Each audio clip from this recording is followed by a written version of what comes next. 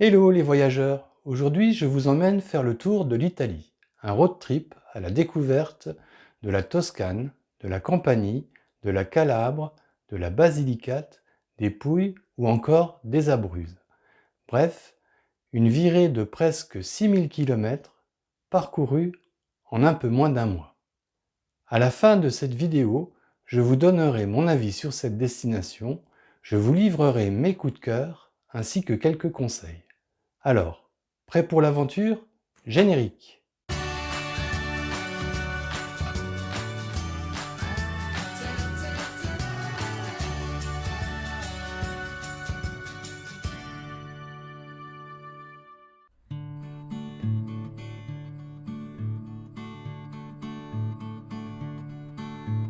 Notre road trip débute en Toscane, sous la pluie, à travers les paysages vallonnés du vignoble du vin de Chianti.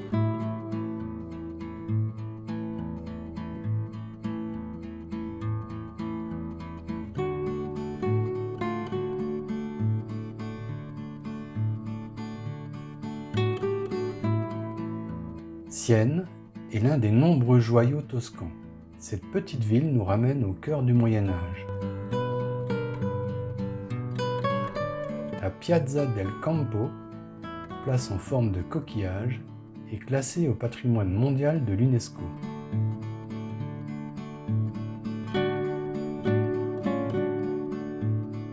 Sur les hauteurs de Naples, la Solfatara de Puzioli est un cratère de cendres et de soufre très vaste, 770 mètres de diamètre.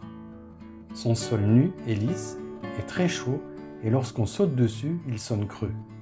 Mais ce qui frappe le plus une fois sur place, c'est l'odeur infecte d'œufs pourris qui est due aux émanations d'hydrogène sulfuré.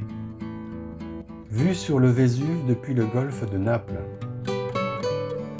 Les ruines de Pompéi représentent l'un des sites archéologiques les plus importants du monde. L'éruption du Vésuve, survenue la nuit du 24 août de l'an 79, a enseveli la ville et pétrifié de nombreuses personnes durant leur sommeil.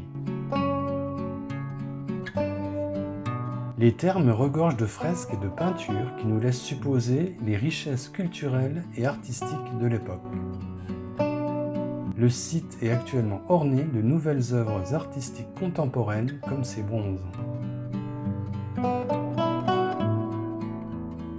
La côte almafitaine est l'une des routes les plus spectaculaires d'Italie.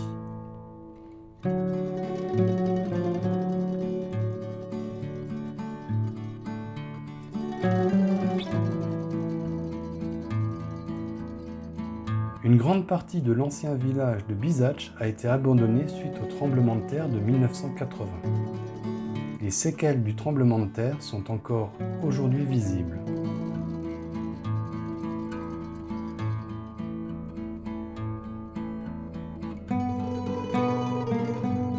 Palmi compte des plages inscrites parmi les 100 plus belles au monde. Depuis Palmi et Partenclair, on peut voir les côtes siciliennes. Fabrication de charbon de bois. Lorsqu'on visite Matera, on a la sensation de mettre les pieds dans une crèche vivante. Ce n'est pas un hasard si Matera est aussi appelée la deuxième Bethléem et a été le décor de films comme La Passion du Christ avec Mel Gibson. Les sassis sont des habitats creusés dans le rocher. Ils sont connus comme un modèle de vie, en parfaite harmonie avec l'environnement, puisque s'intégrant dans celui-ci sans l'altérer, mais tout en exploitant ses ressources. Patrimoine mondial de l'UNESCO, le château octogonal de Castel del Monte a été conçu par l'empereur Frédéric II.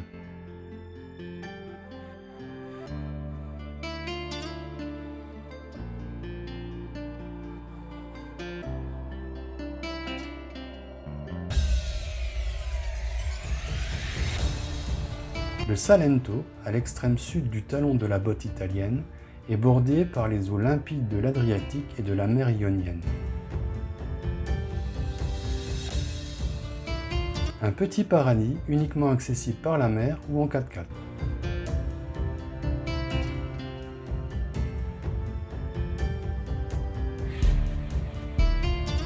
jonction de la mer Adriatique et de la mer Ionienne.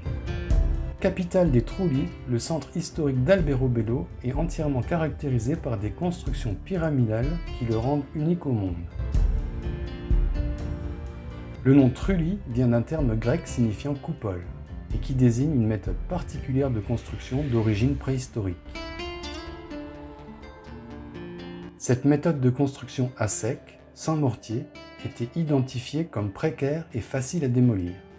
Les Trulli n'étaient pas assujettis à l'impôt. Les grottes de Castellana ont été découvertes en 1938, enfouies sous un tas d'immondices. La visite s'effectue sur un parcours de 3 km à plus de 60 mètres de profondeur. La grotte Blanche, un écrin en albâtre, est qualifiée de grotte la plus belle du monde.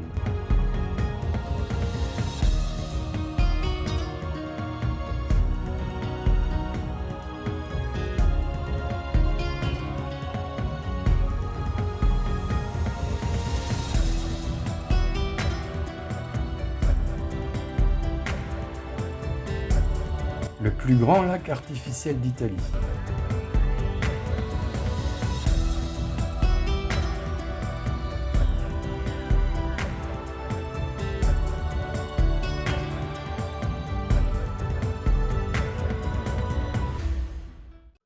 Traversé d'un plateau de toute beauté, surnommé le Petit Tibet.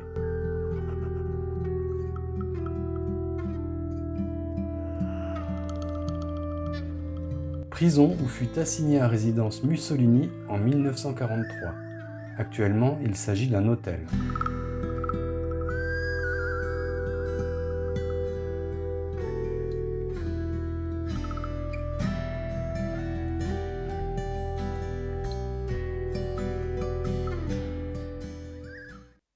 Voyager en Italie, c'est dépaysant, et ceci à plus d'un titre.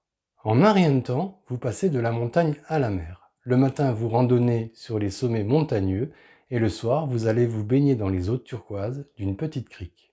En un rien de temps, vous traversez une campagne vallonnée, souvent désertique, parsemée de vieux villages aux façades colorées pour arriver dans des villes remplies d'histoire et regorgeant d'une multitude de trésors architecturaux romains ayant miraculeusement survécu au temps. Bref, personne ne peut revenir d'Italie sans être tombé sous le charme de ce pays. Ce que j'ai le plus aimé, la visite du site archéologique de Pompéi, un véritable musée à ciel ouvert. La côte almafitaine et sa route en corniche avec ses vues plongeantes sur la mer. La ville d'Alberobello dans les Pouilles et ses fameux trulli dignes des contes moyenâgeux. La gastronomie italienne qui invite fortement à la dolce vita. Mon coup de cœur reste la découverte des Abruzzes et en particulier du Petit Tibet, un endroit qui porte bien son nom. Franchement, c'est bluffant, on s'y croirait. Ce que j'ai le moins aimé, la côte adriatique, et en particulier la remontée depuis le parc du Gargano jusqu'à Saint-Marin, qui n'offre aucun intérêt. La côte est bordée d'une voie ferrée et les accès aux plages sont franchement compliqués. En plus, c'est hyper difficile de trouver un endroit pour bivouaquer. Quelques conseils. De manière générale, le bivouac est très compliqué en Italie, car il est strictement interdit de camper dans les parcs nationaux. Et les parcs nationaux, il n'y a que ça en Italie. Vous en quittez un pour entrer dans un autre. Donc le mieux, à mon avis, est de bivouaquer dans les rares aires de camping-car ou alors dans les campings. Mais faut-il encore que ces derniers soient ouverts? J'ai effectué mon voyage en juin et franchement, de ce côté-là, j'ai plutôt galéré. Si vous visitez Pompéi, sachez que le stationnement près des ruines coûte très cher. Je vous conseille plutôt de séjourner au camping Zeus, situé juste en face du site archéologique. Votre véhicule y sera en sécurité le temps de la visite et cela vous coûtera bien moins cher qu'un parking. En période de forte affluence, le mieux est de réserver votre emplacement au préalable. De manière générale, le stationnement est compliqué dans les lieux touristiques en Italie. Sur la côte almafitaine, par exemple, le flux incessant de véhicules agglutinés pare-choc contre pare-choc le rend quasiment impossible. Même un simple arrêt photo relève du miracle. En Toscane, et sur la route du Chianti en particulier, le stationnement aux abords des fameux villages est lui aussi très compliqué. Mieux vaut se parquer sur une place autorisée car les amendes sont salées. Visiter un pays, c'est aussi goûter à sa gastronomie. Pour ce faire, je vous conseille de fréquenter les nombreux agritourismos, des fermes-auberges qui vous proposent de déguster des mets locaux car fabriqués avec les produits de leur propre exploitation ou alors d'exploitation voisine. Un régal. Si vous allez à Rome, faites-vous conduire au Palazzo del Freddo, littéralement le palais du froid. Dégustez-y une gelato, une glace italienne, chez l'un des plus anciens glaciers romains. Si vous avez des questions ou des réactions, laissez-les moi en commentaire, j'y répondrai volontiers. Et si vous avez aimé cette vidéo, merci de la liker, de la commenter, de la partager et de vous abonner à ma chaîne. Et en attendant de vous retrouver pour de nouvelles aventures, n'oubliez pas, le monde appartient à ceux qui le parcourent.